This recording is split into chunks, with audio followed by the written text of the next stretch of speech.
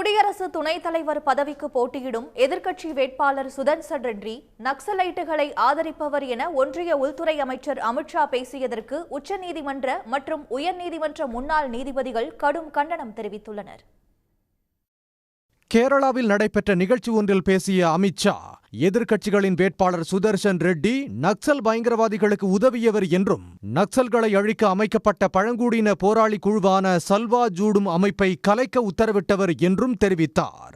ஒருவேளை அந்த தீர்ப்பு வழங்கப்படாமல் இருந்திருந்தால் 2022ஆம் ஆண்டு நாட்டில் நக்சல் பயங்கரவாத முடிவுக்கு வந்திருக்கும் என்று கூறியதுடன், நக்சல் சித்தாந்தத்தால் உந்தப்பட்டு இந்த தீர்ப்பை சுதர்சன் ரெட்டி வழங்கியதாகவும் கூறியிருந்தார்.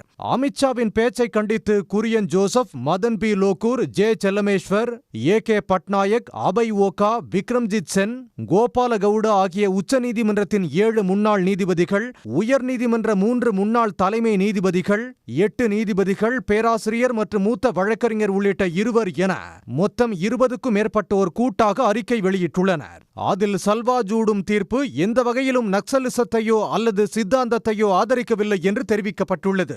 அமித்ஷாவின் கருத்துக்கள் நீதித்துறையின் சுதந்திரத்தையே கேள்விக்குள்ளாக்கும் என்றும், உச்சநீதிமன்ற நீதிபதிகளுக்கு பாதகமான விளைவை ஏற்படுத்தும் என்றும் அதில் கூறப்பட்டுள்ளது.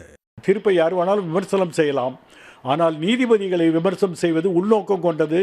நீதிபதி இன்றைக்கு அவர்களுடைய கூட்டணி வேட்பாளருக்கு எதிராக நிறுத்த வைக்கப்பட்டதனால் ஆத்திரம் வருகிறது. பாஜக எப்பொழுதுமே எதிர்க்கட்சிகளை இருப்பவர்களை எல்லாம் நக்சலைட் என்று சொல்லக்கூடிய பொது ஒரு நடவடிக்கை ஆரம்பித்திருக்கிறார்கள். இது எல்லா நீதிபதிகளையும் இப்படி குறை சொல்லக்கூடிய போக்கு வளரக்கூடாது.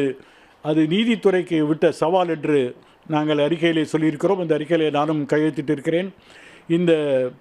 இது போன்ற அவதூறை பாஜக நிறுத்தவில்லை என்றால் இந்த தேர்தல் நடத்துவதில் அர்த்தமே இல்லை.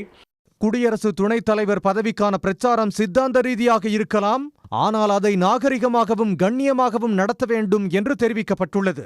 அமித்ஷாவின் கருத்து துரதிருஷ்டவசமானது என்றும், உச்சநீதிமன்ற தீர்ப்பின் மீதான பாரபட்சமான தவறான விளக்கம் இது என்றும் அறிக்கையில் சுட்டிக்காட்டப்பட்டுள்ளது. உடனுக்குடன் செய்திகளை தெரிந்து கொள்ள சன் நியூஸ் பெல் ஐகானை கிளிக் பண்ணுங்க.